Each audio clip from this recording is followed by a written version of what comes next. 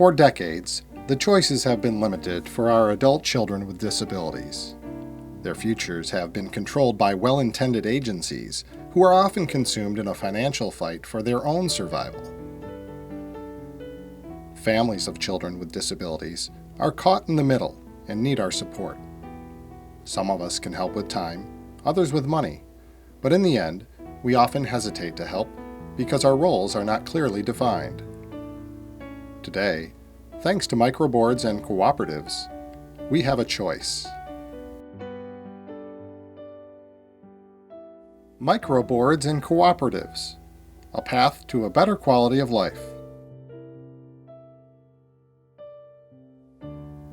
Microboards and Cooperatives are changing the landscape for all of us. They're creating a powerful circle of support for individuals with disabilities. A microboard is just a circle of support. It's a group of people that love and care about the person with the disability that forms a circle of support around them and supports each of them according to their needs. We look more about possibilities instead of waiting for the service system to tell us what we should be doing. We look at who this person is, what's important to their life, what are the gifts and talents of that individual, as well as the people in their microboard or cooperative, and capitalize on that. Microboards and cooperatives are both small nonprofit corporations that are designed to help people with disabilities figure out their goals and dreams, and then also figure out ways to support themselves and have people who care about them support them in living out those dreams. The concept is not new, but if organized properly, the reach is significant and the results are stunning. Brian is living a life now that is so different. To think that 2 years ago he was in the court system, watching TV in his room all the time, being coerced to go out and had no job. It's almost like coming from, a life that had very little quality to a life that is just abundantly filled with quality. His calendar's more full than mine. People get to make decisions in their lives, and families get to make decisions about their lives that they weren't able to before. And so I think sometimes self-direction and cooperatives and microboards and all these things are harder, but they're also better. A microboard typically consists of a small group of committed family members and close friends who join together with an individual with a disability to create a nonprofit organization. A cooperative consists of 3 or more individuals with a disability, along with their families, who join forces and share support and services. In effect, the individuals with a disability become the CEOs. A microboard for me is just having people around that I can rely on whenever I need it. Good day, bad day, whenever I feel like I need it. And having that extra support just makes me feel like I'm worth it and worth being a person. I don't know, I just seem to be very active whenever I'm with them. I mean, I'm the vice president of the board. Yeah, it does. I'm in control. I put the VHS tape here, I push dub, and then it goes onto the DVD, and then I label it on the menu. Well, he comes over and visits us. Every time he comes to work on the pop machines, he makes sure that he comes over next door and gives us all a hug and a handshake, and we give him some stuff about the bulls and the cubs. A successful microboard or cooperative will help an adult with a disability begin living the life that they choose to live, providing them with ongoing support and services. The sense of accomplishment that she gets from the activities she's involved in, and especially from finding her first job, it's just done wonders for her self-image. Then we have a miracle in our life. We now have hopes and dreams, and I don't know if anybody said, but Becca's accomplished everything that she set out for her 10-year goal, except for 2. The 2 that she hasn't accomplished is getting married herself and being in her sister's wedding. and the rest of it has already, she's achieved, you know, and we're thinking we've got a little bit of time, but we need rollerblades to keep up with her, you know. It's like, go, go, go, and let's go some more, so. Each organization brings together a team of diverse and passionate people who all care about the individual. Each person on the team brings either a fresh idea, unique skill set, financial power, available time, or simply just an unbridled passion to do the right thing for someone they care about.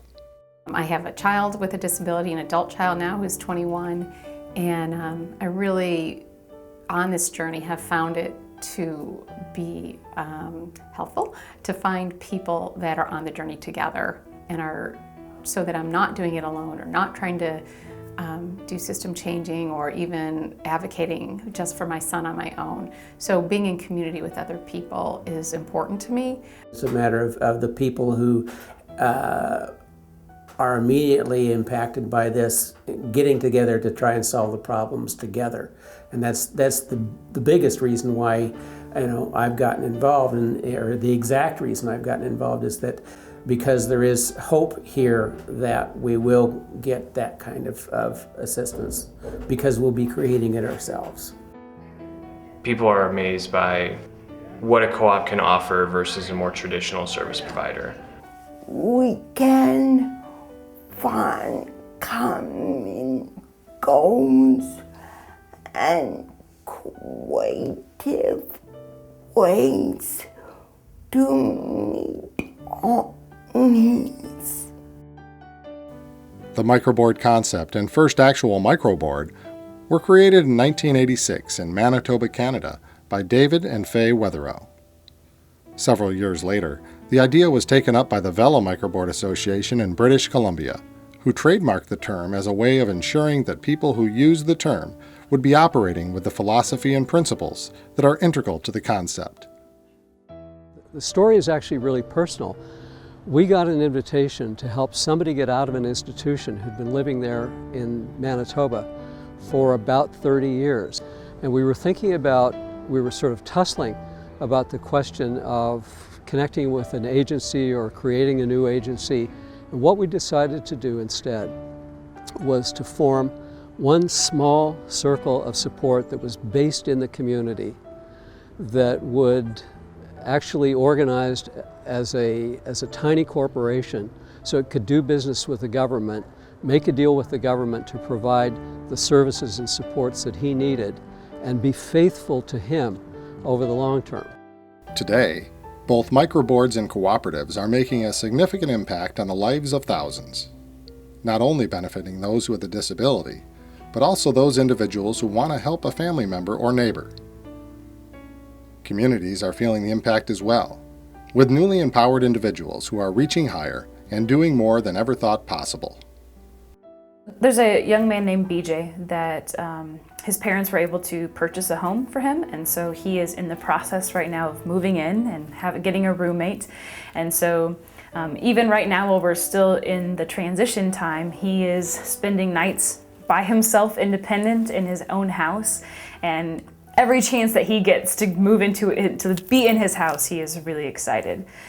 So it's just been cool to watch him have a sense of autonomy, have a sense of independence, and just separation from his parents, and to feel like he's an adult, which is exactly what he is. She's constantly marketing the business, whether we go to the store and I meet an old friend, she's got her business card out and says, "Hey, I'm Rebecca and I make dog biscuits," you know. And so she's constantly got that mindset of the business on hand, and that to generate the business you have to talk to people. And when he comes up here, he's great. And he's like a totally different person from when I knew him, you know, when he was doing it when he was 19 years old. I mean, how much he's learned and how much he's advanced just by being up here and around people and learning skills and just setting tables, setting, you know, little things like salt and pepper shakers. I mean, he gets such a big kick out of it and has so much fun doing it. And so many people take things for granted, and he takes nothing for granted, and I just envy him. He's amazing, and people wish everybody had the chance to know him, because I love that I know him. Microboards and cooperatives establish a natural circle of support that may operate for as long as the individual needs or desires one. They control who provides support services and how they are managed. They create ways for the individual to make decisions and manage their own affairs. They identify opportunities for community inclusion, flexibility, and real-life solutions. They were friends, they were family, people who had known Brian for a long time, people who had only known Brian for 2 or 3 years, but he had truly impacted their life and they wanted to be a part of it. They came from different walks of life. They all brought something very different. You know, we had an attorney, we had a physician, we had, you know, an accountant, we had a businessman, and then we had people who, you know, just are able to really, really contribute their love. I mean, they go over and above. It's not just a, you know, a one-time thing, and they genuinely want to be there, and it's continual. They want to support. It's just amazing how the, you know, the support of our friends and family have been there, and it's not forced. It's not. We don't ask. It just happens. And I think that's exactly what this board is about. That it's whoever's involved in the board has some love and interest for Jesse and Brian's well-being, and that's why they're sitting on the board. I don't treat her any different than I would my own kids, right? That's true, and she gets a kick out of that at times, because I just expect her to stir and make meatballs and make cookies and roll them, and we try everything. They kind of know who of us they can go to for certain things, and we've kind of all contacted people that we know about things. So when they expanded, you know, their family a little bit out to us, we doubled with the people that we know, and just kind of, we can suggest different people that might be helpful in different kinds of situations. In working together, we generate resources above and beyond state funding. This can become a powerful force with unlimited strength. And so the idea is that it's self-directed, so there isn't staff deciding what services are offered or other people. It's the families and individuals themselves determining what services are available. And when we look at Elizabeth, and we just see how much she's blossomed and grown and how happy she is. And the potential, the fact that she has a job, a paying job, that's almost more than, you know, that we'd hoped for. We thought maybe someday we could find somebody that would let her volunteer. Having groups, being able to accept as who I am, learning that I'm not the only one that has a disability. I think community choices is probably made, as far as Elizabeth's life and our life together goes, probably made one of the largest impacts that we've seen. And since he got out of high school, he really hasn't had a job, and so he had no structure. You know, and so he just sort of floated. And even though this is only 3 hours in the evening, it provides an anchor that helps him structure the entire rest of his day. And so it's been a big change for him. Microboards and cooperatives develop personal support services for individuals with disabilities, obtain and manage individualized funding, and engage members of the larger community in a purposeful personal support network. Thanks for the stuff that you brought at Christmas time. It is essential that there is an unencumbered focus on the identity, needs, and express wishes of the person who is supported. It includes an active, diverse, and fully engaged, citizen-based circle of support.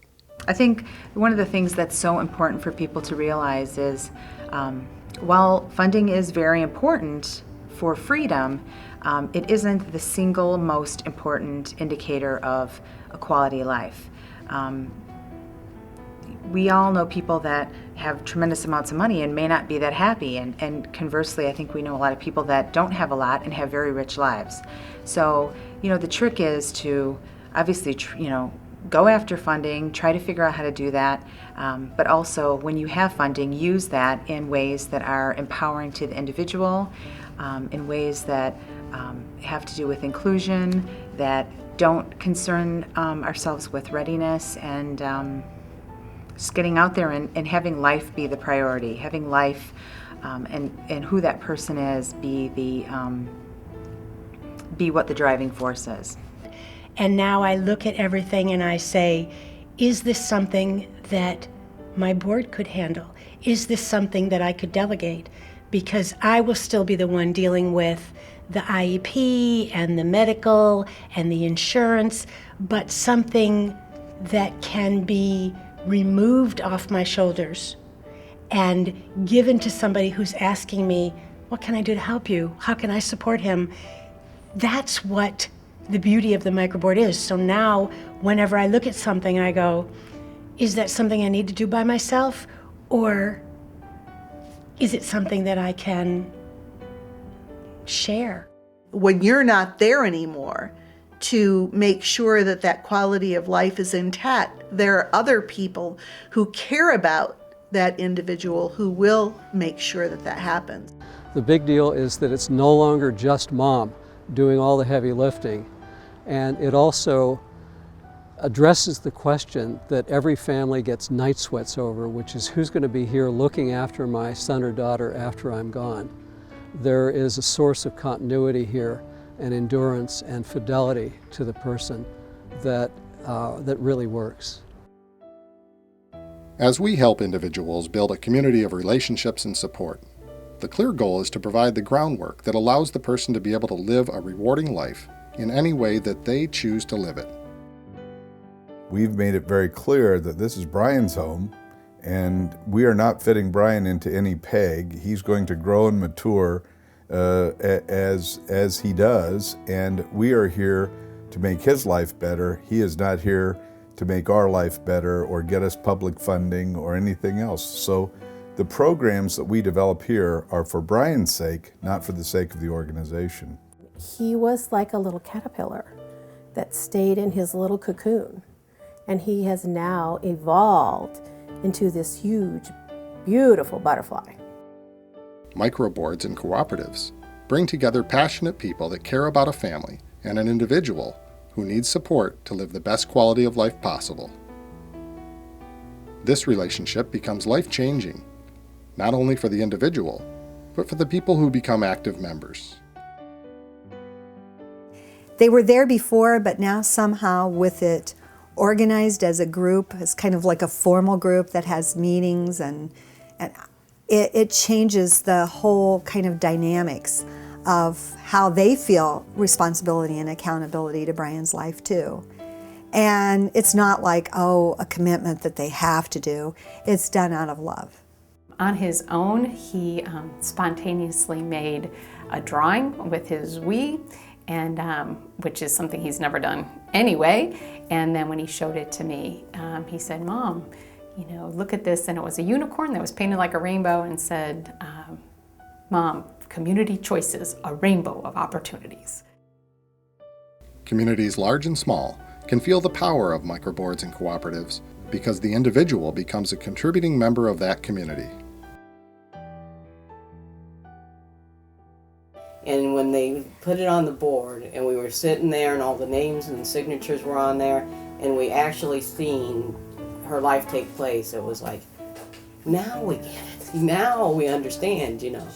And to the point that everybody I talk to that has anybody that's got any type of disability, these are the numbers, these are the people you need to contact, and you need to do it now. When we work together, we become stronger together. When we speak with one voice, we make a difference in the lives of those individuals who we care about.